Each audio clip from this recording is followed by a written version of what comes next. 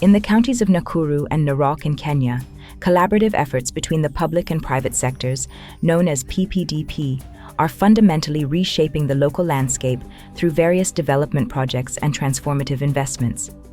These initiatives hold the promise of unprecedented prosperity for the future, but also pose the challenge of navigating the complex web of community impact.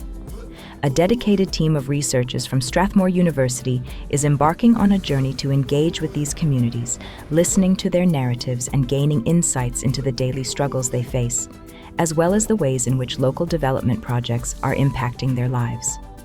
In this episode, the research team is focused on understanding how partnerships between the public and private sectors can serve as catalysts for providing clean water as a fundamental right, especially for vulnerable groups such as women. On this trip, the research team finds themselves navigating tough terrain to access one of the communities in Rapland around Olkaria. The Rapland community was relocated here by Kenya's largest electric power producer, Kenyan, to make room for more geothermal power production. They constructed new houses for the displaced community and partnered with ForumCiv, a Swedish organization dedicated to supporting development cooperation and capacity development, to facilitate the installation of water tanks, ensuring fresh water supply to the community. So a true demonstration on how partnership works.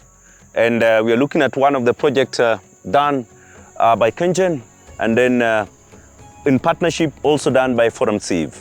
Yonder, you'll actually see the group being served, the community areas. I mean, these groups were not having water altogether. These are people who are not having clean water. I mean, these are rights-based services. And seeing it to the need of the community having clean water in this particular region. I mean, you could look at the landscape. Some would wonder, where did they used to get their clean water from?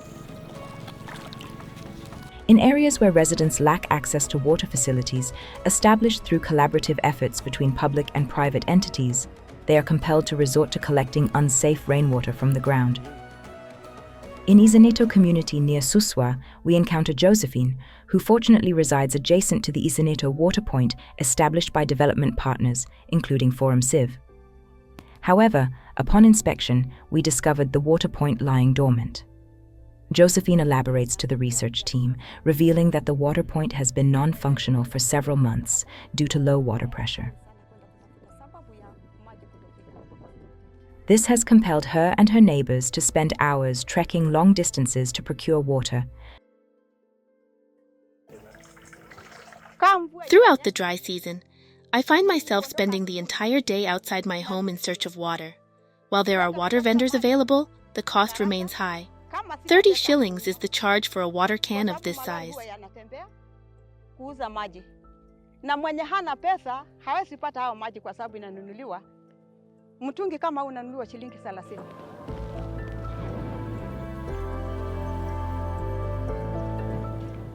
Namwaga hapa. Upon acquiring the water, I pour it into a container. Sasa nikimaliza kuweka dawa. Treat it with chlorine and store it for future use. Naweka hapa kwa matumizi. For those unfortunate members of the community who resort to using unsafe water, resulting in illnesses or other medical needs, accessing healthcare becomes an additional challenge. In the next episode, the research team explores the delivery of healthcare services in the community using the PPDP model.